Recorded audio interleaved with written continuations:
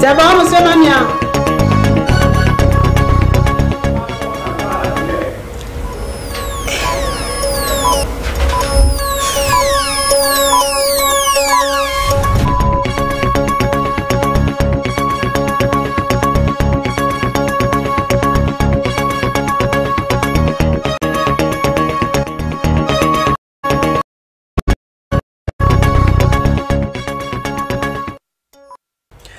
Bon après-midi à tous et bienvenue à ce bulletin d'information. Un seul titre à la une de l'actualité cet après-midi.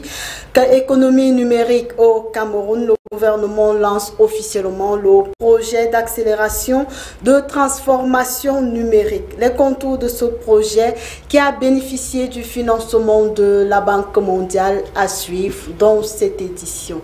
Voilà pour les titres, les détails dans un instant.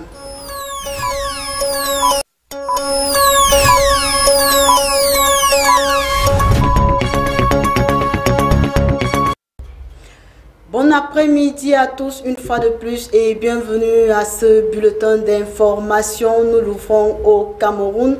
Rentrée scolaire 2023-2024, le ministère de la Défense fait le point de la sécurité. Le ministre délégué à la présidence en charge de la Défense, Joseph Betty Assomo, a tenu une réunion d'évaluation sécuritaire dans la salle de conférence du ministère de la Défense en début de semaine.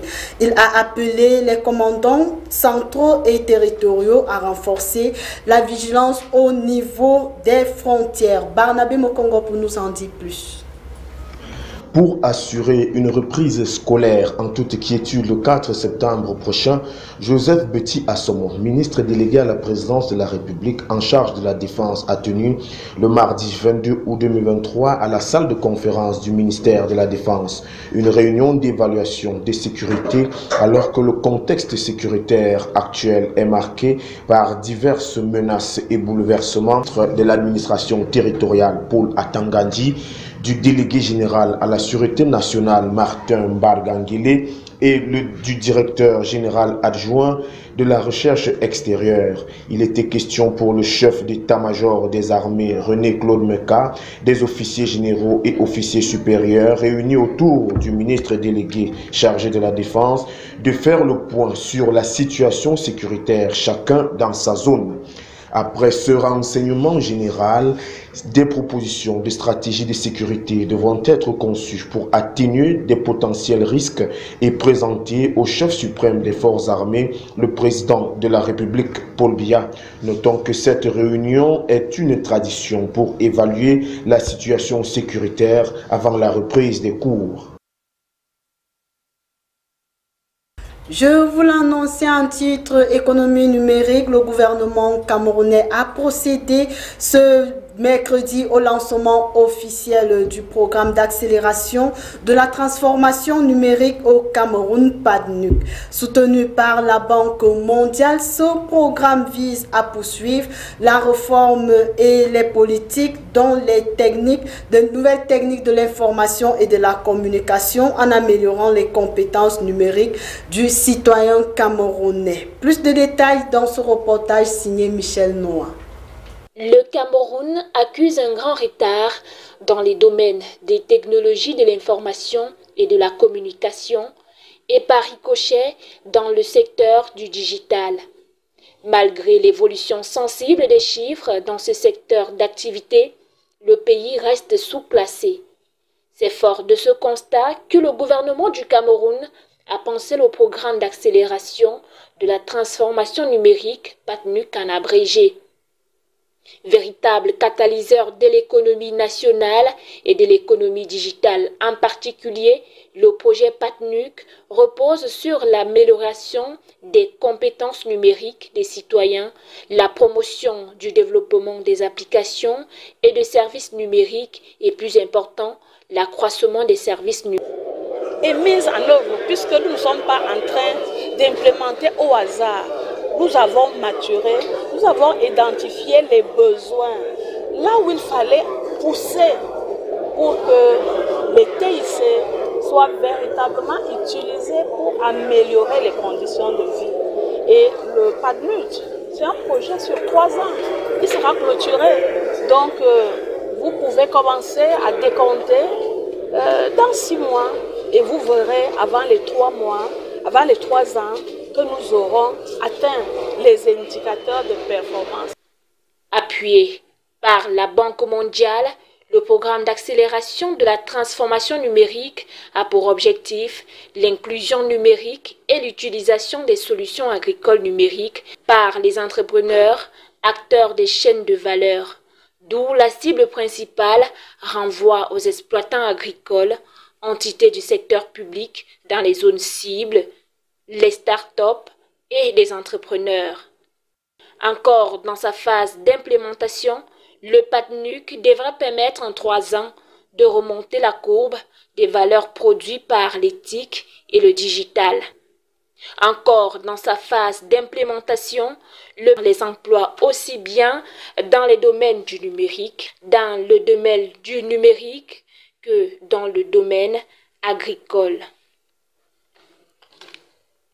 Cap vers le Zimbabwe à présent. Hier mercredi, de nombreux Zimbabwéens se sont rendus aux urnes pour élire le nouveau président. Et le président sortant, Emmerson Mnangagwa, quant à lui, s'est rendu dans sa ville natale, Kwekwe, dans le centre du pays, afin d'exprimer son vote. Le jour du vote au Zimbabwe, ce reportage.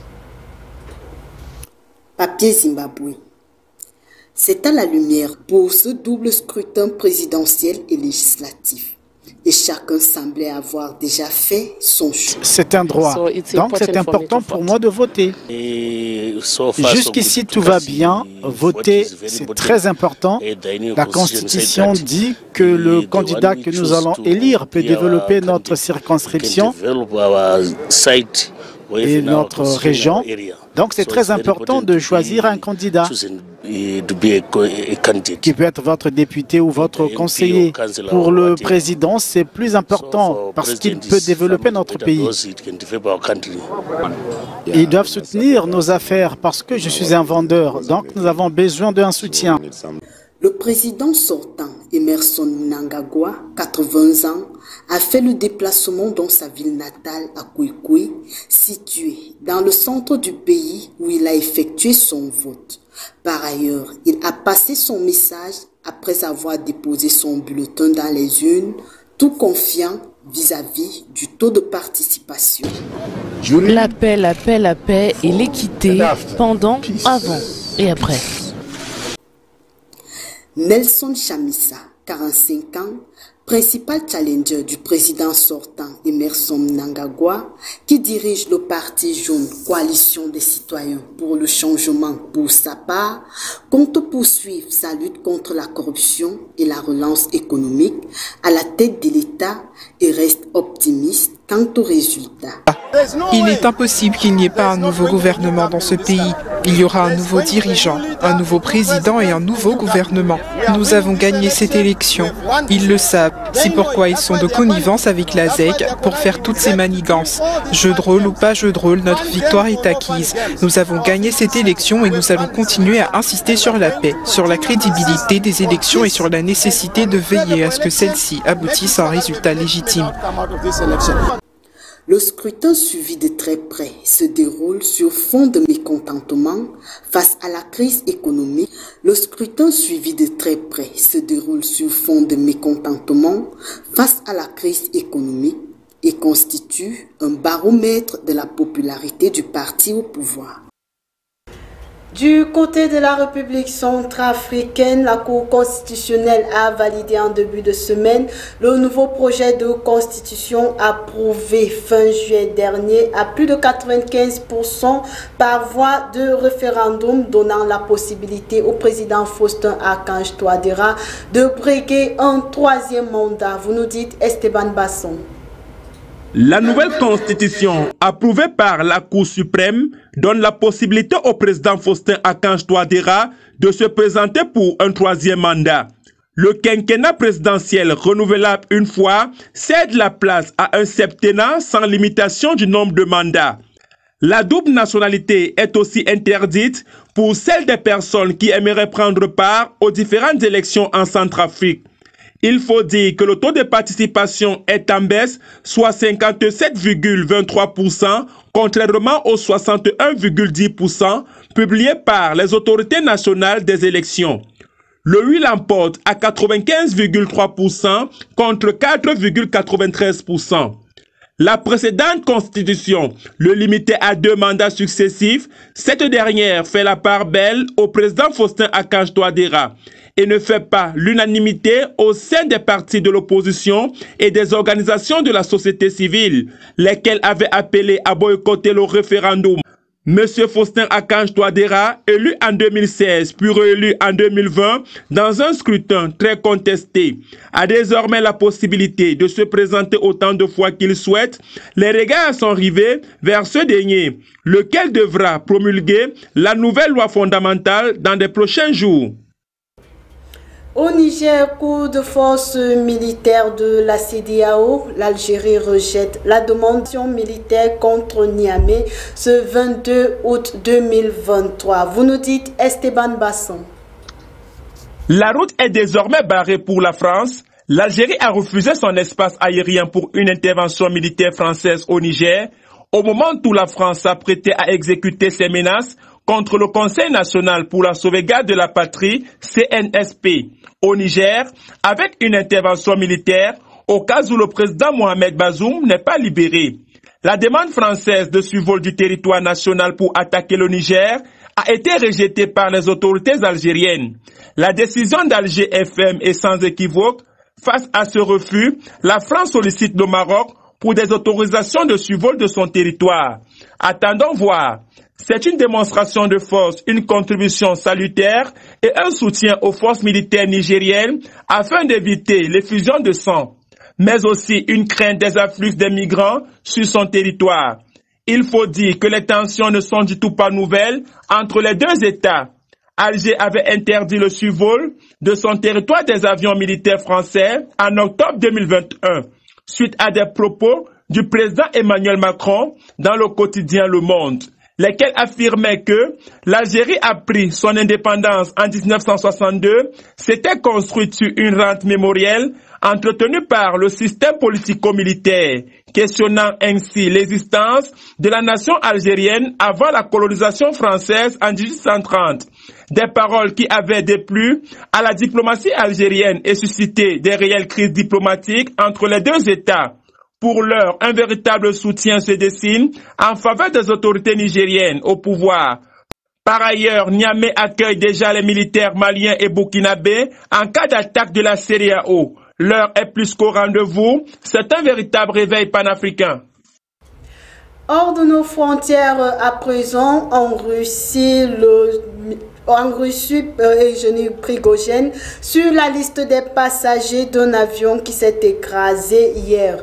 Un avion privé avec 10 personnes à son bord s'est écrasé ce mercredi 23 août dans la région de Kiev en Russie alors qu'il effectuait une liaison avec Moscou et Saint-Pétersbourg. Aucun survivant selon les services de secours.